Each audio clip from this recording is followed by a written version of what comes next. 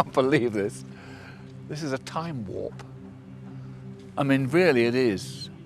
We shot this 25 years ago, this film, and nothing's altered here. Morning. And over there is the place we used as the schoolhouse. And that is exactly the same. Nothing has changed. The Wicker Man is one of the most remarkable films, I think, probably ever made, let alone made in this country. I could a tale unfold, whose lightest word would harrow up thy soul, freeze thy young blood. In 1973, a low-budget B-movie was given a limited release and dismissed by its producers as one of the 10 worst films ever made. 25 years later, The Wicker Man has become a cult classic, recently described by one film magazine as Britain's finest horror movie. It's disturbing. I stayed up late when I was about 11 to watch it on TV, and it's kind of stuck in my memory ever since then. Every week we mention this film. At least once a week, isn't it? It creeps into our conversation more than anything else. The great thing about The Wicker Man is not only that it is a very amusing, we were laughing at it, but in a same sense we're sort of thinking, God, it's really eerie and sinister. very romantic, very erotic. Great fun. I liked all the naughty sex bits. And It's also a very disturbing film and a very frightening film. A psychological thriller. The end, of course, is a tremendous shock. It's like totally bizarre all the way through. And I was like convinced at the end they were going to ruin it by letting the Christian get away, but they didn't. So it's just like a feel-good movie. In The Wicker Man, Edward Woodward plays a virgin Christian copper called Sergeant Howie, who descends from the skies in his seaplane to search for a missing girl, only to discover Christopher Lee in drag and an island full of pagans. We are talking here about conflict of belief. We're talking about the conflict of belief between organized religion, for lack of a better phrase, and, of course, paganism. It's one of the very few films to be made about religious belief. There have been a few made since, and The Last Temptation of Christ and The Apostle and so on, but 25 years ago it was a subject a few filmmakers really would dare to touch, which is partly understandable. Religious belief is about believing something, and films are about seeing things being done, so to actually get religious belief on the screen was difficult. And this was Anthony Schaffer's great masterstroke, was to find a plot that he could bring two faiths together.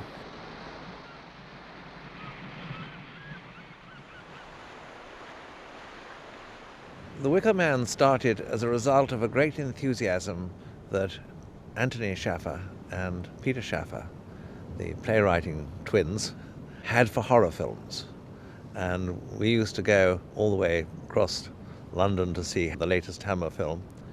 And we started thinking that it would be a pity not to actually go back to the origins of this sort of black arts, which really was a perfectly straightforward Celtic religion that all of us who live in the British Isles once had. So Schaffer gave him something to look into regarding paganism, which Hardy went off and did, and basically brought the results of his research back to Schaffer. In good times they offered produce to the gods and slaughtered animals, but in bad years when the harvest had been poor, the sacrifice was a human being. Hardy discovered stories about ancient druids burning people inside giant wicker figures, and he knew he'd hit on something more cinematic than the kind of cliched melodrama you found in most horror films of the Hammer variety.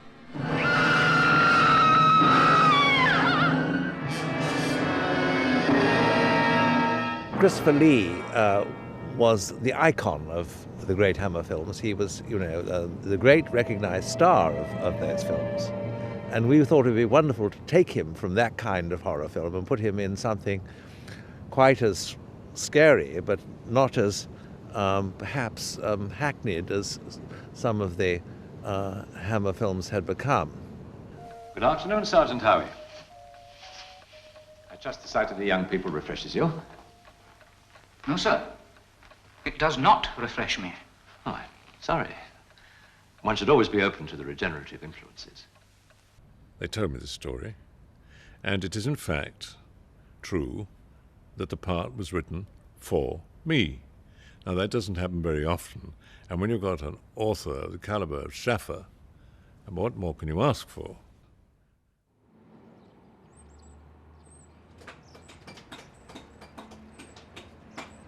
There obviously is always with feature films the need to have box office names, and Edward Woodward, apart from being a wonderful actor, of course had a big box office name for television at least, having played Cannon.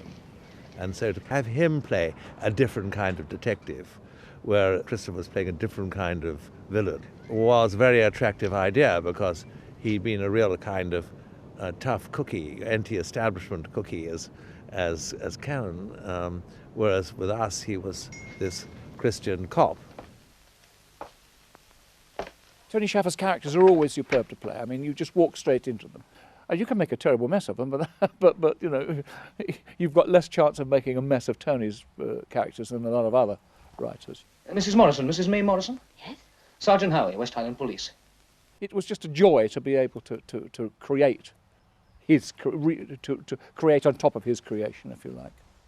A young Brit Eklund was cast as the buxom barmaid to boost the box office, while others were recruited for more unusual reasons. I had left drama school just not long before I went to audition for this part. I said I had a child, and the director said, "Oh, how are you feeding the child?" I said, "I'm breastfeeding." I got the job. I talked to Robin Hardy, the director, on the telephone. He said, "You know, I love so much to talk to you. Perhaps it would be better if you come right over." So I did, and we had a long chat. He told me what it was all about. It was an infomaniac librarian I was playing, and I always liked the librarian bit because I'm really into books. So he rang Peter Snell, the producer, and he said, "You want to see this woman I have here? Perfect. Perfect for the librarian." And I knew he meant the nymphomaniac bit, but I went straight over to Peter, and Peter said, "Perfect. You see, that's me. Perfect." I'm sorry.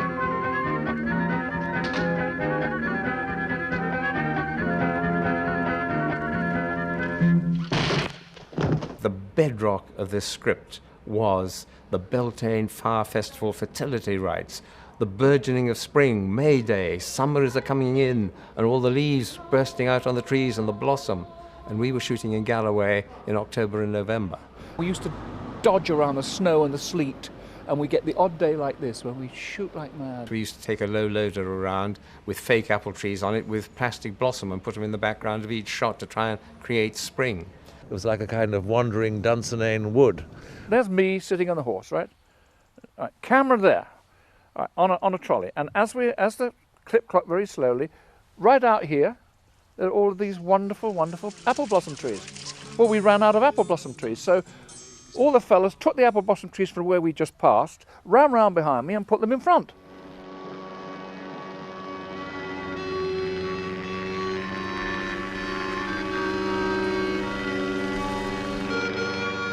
The island of Summerisle is used in the film as a kind of metaphor for Scotland. It's the place off the beaten track, it's the place you go to when you drive off the wrong ramp at the motorway and you end up in some bizarre village full of snaggletooth inbreds. It represents what Scotland has always been to the English, this untamed, stern and wild place where anything might happen, and actually does happen. We're gonna go visit the West Highlands next week. Yeah. I mean the West, wherever that was. We're gonna go check that out. There was a lot of local people involved. At night, people used to go round the bars and pick up anybody that was willing to do maybe scenes that they didn't really want to be reminded about afterwards. I was standing in a pub locally, and a couple of lads come in, asked me if I was prepared to appear in a scene in this film. I was to leap up onto the bridge and throw myself into the water. I was a driver in the Wicker Man.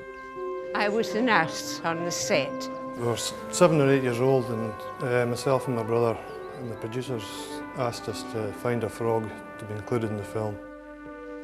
I was an extra and very unimportant one. Almost all the shots of me are from behind. Me and my father brought sheep down for the Wicker Man. There was a chap who was the baker. I had to show him how to use these peels here. There, you open the oven, the peel into the oven like that, bring out the bread or whatever. But it was a coffin in that day, you see, with a body in it.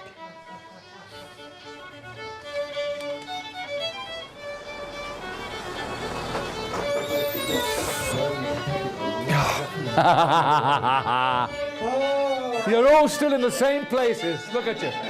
In the same seats that you all were 25 years ago. God.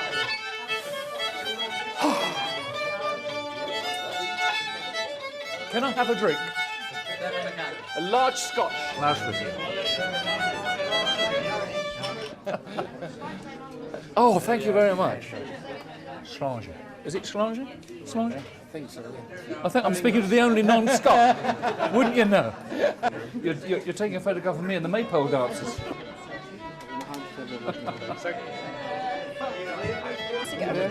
There we are, that's for Hannah. And Pleased to meet you again. You're still baking bread? Yes, still baking. We had some good times in this pub.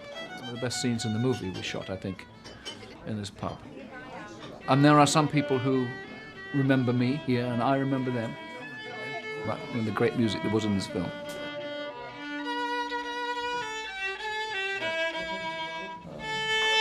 Well, here's to a few of the long dead, I'm talking death again now, some of the long dead actors who actually sung this with me in this bar.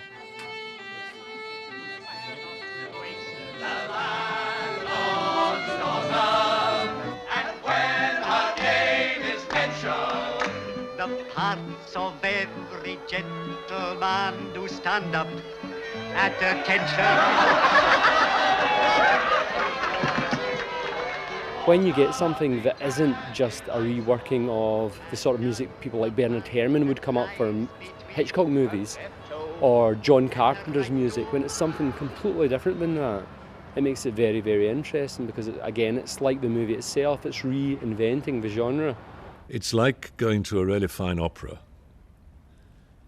I'll give you an example. Shakespeare's play, Othello, it's a great play.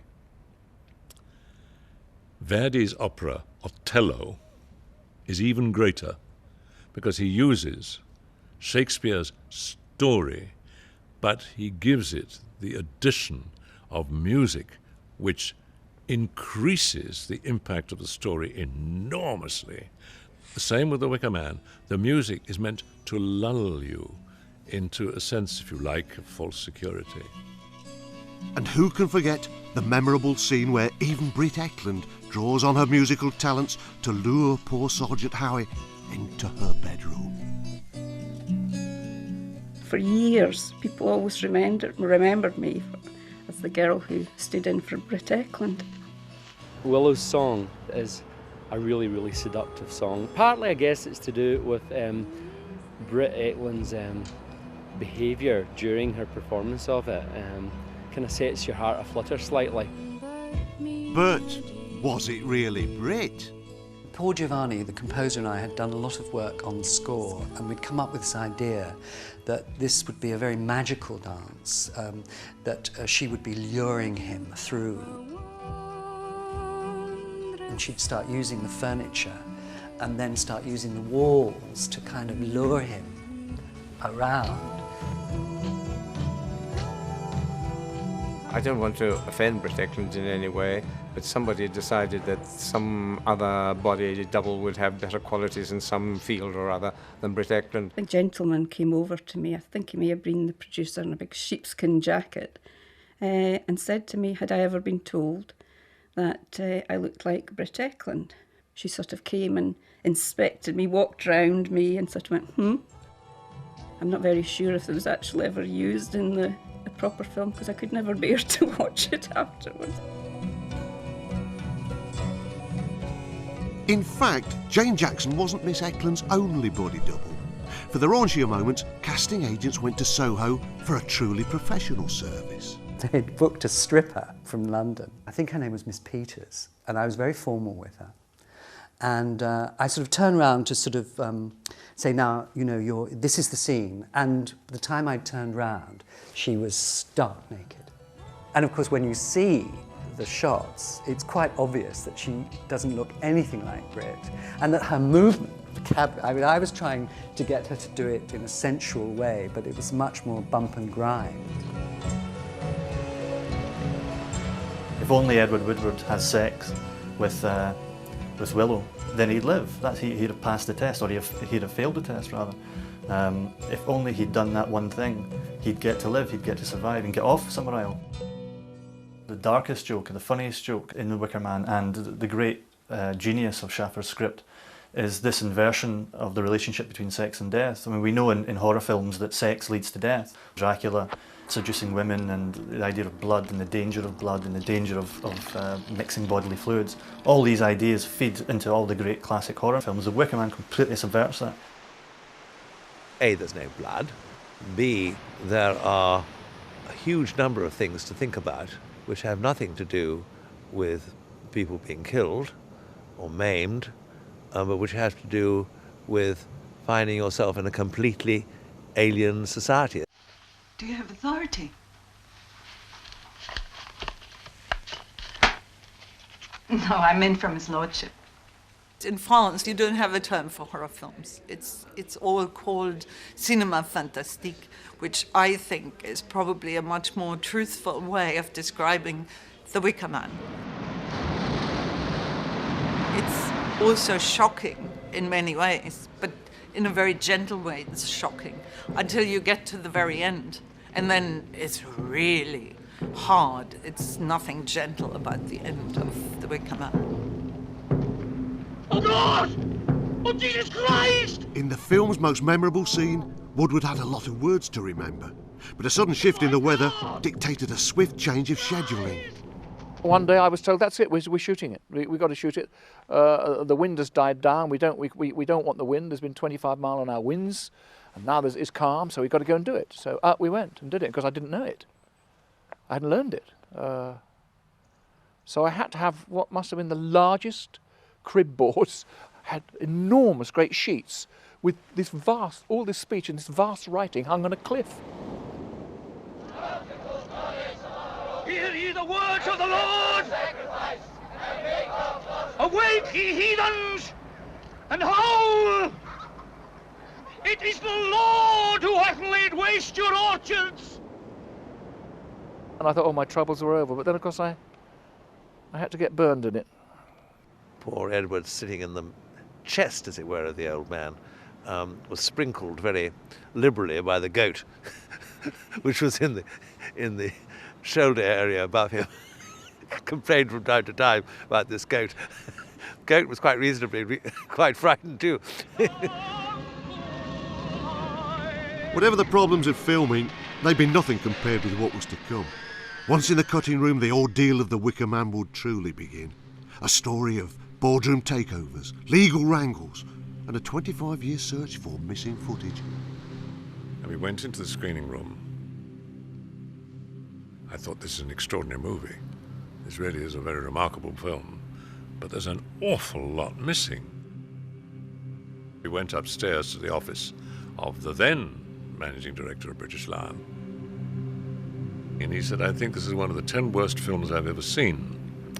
Well, when he said that, I knew that we were in trouble.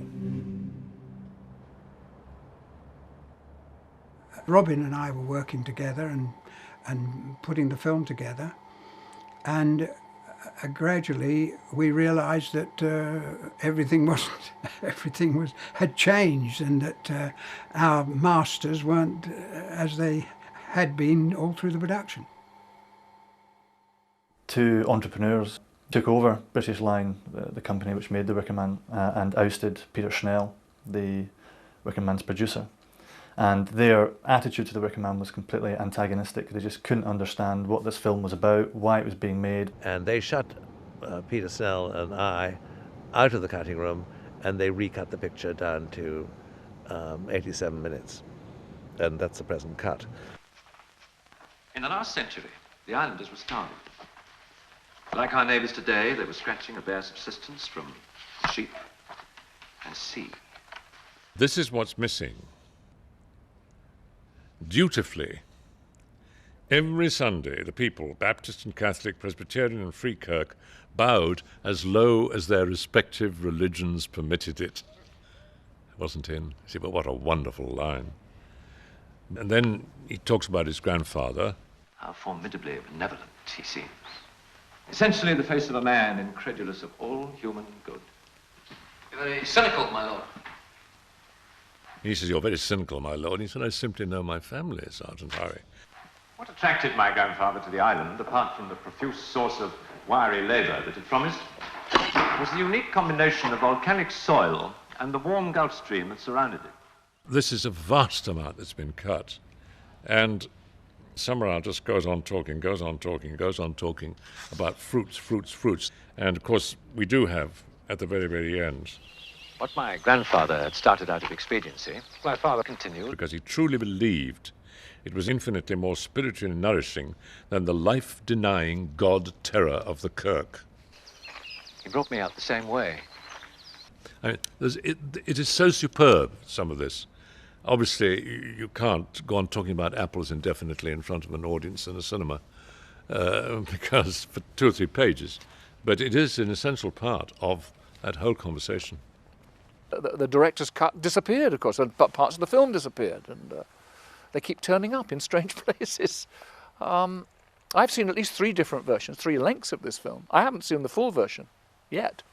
One day I'll get to see it. I knew the vault keeper because I'd often been down to the vaults, and I had a good look round the vaults, but he did assure me that it was a genuine mistake, that in some unfortunate way the guys driving the truck had picked up all the film, and the Wicker Man outtakes and negative had been whisked away with all the junk film. I have no proof whatsoever, but I am convinced, and I will always be convinced, that the negative of the Wicker Man still exists. I believe it is somewhere in this country. I believe that there are maybe 1 or 2 or 3 people who know exactly where it is and who've been sworn to silence. But you know, it remains to be seen whether it's not better to have cut the film than Christopher's opinion that it was rape of a great piece of art to cut the film. Some of the missing scenes have never even been seen by the actors themselves, like the classic lost postman scene. It's for his nibs.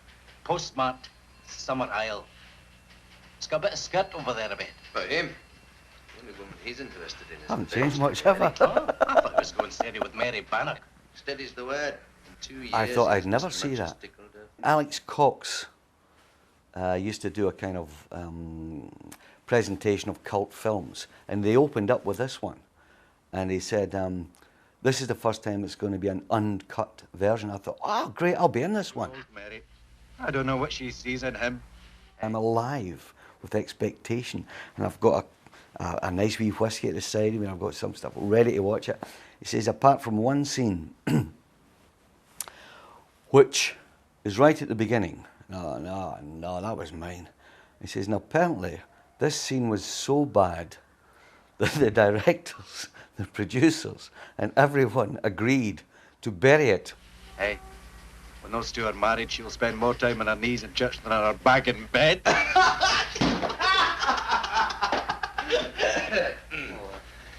All in all. I would have liked to have a little bit of that in the film, but I don't resent those cuts anything like as much as I resent taking out the first night. The film originally was 2 days and 2 nights. Now it's 2 days and 1 night. We had a wonderful sequence of Christopher Lee paying homage to the Britt Eklund figure in the poetry of Walt Whitman. It was splendidly pagan, and Christopher at his absolute best.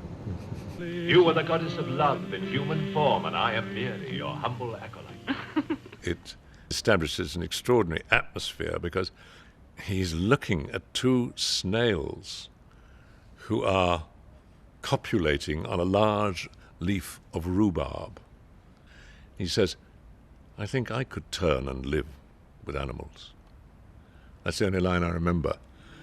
They are so placid and self-contained. They do not lie awake in the dark and weep for their sins. They do not make me sick discussing their duty to God. Not one of them kneels to another or to his own kind that lived thousands of years ago.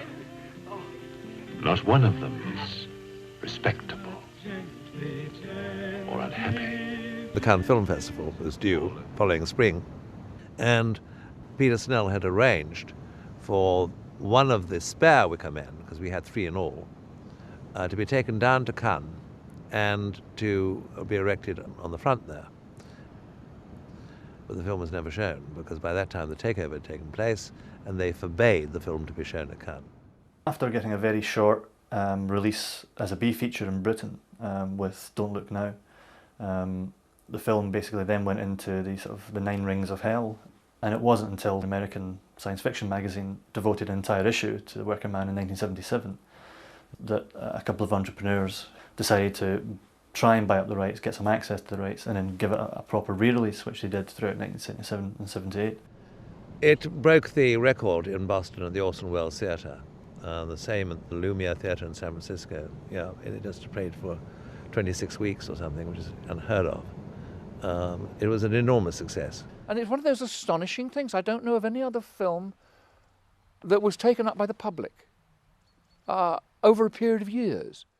The film was sort of spluttering along across university compounds, and slowly, The Wicker Man became a classic.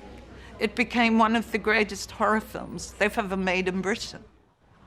This stump of wood is all that's left of the legs of the Wicker Man. The huge tree trunks which were set here, and he stood 60 feet above this place here. And the crowd stood around in a great circle. It's smaller than I remembered it.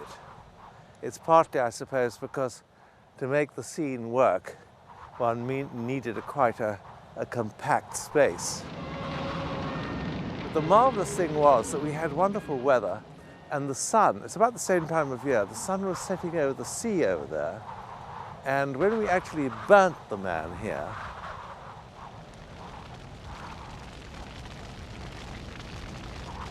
this great flaming creature was silhouetted against the sun.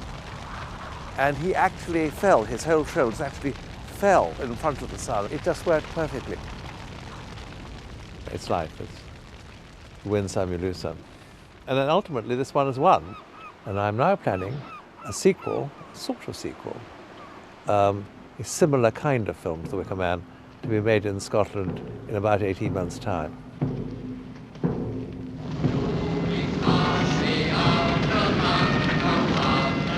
Uncanny's Evelyn Hollow talked to Leslie Mackey, who played Daisy Pringle in the film. Listen to their encounter in the world of the Wicker Man on BBC Sounds, part of Radio 4 Extra's 50-year commemorations, which also includes Brian Blessed in a chilling audio adaptation.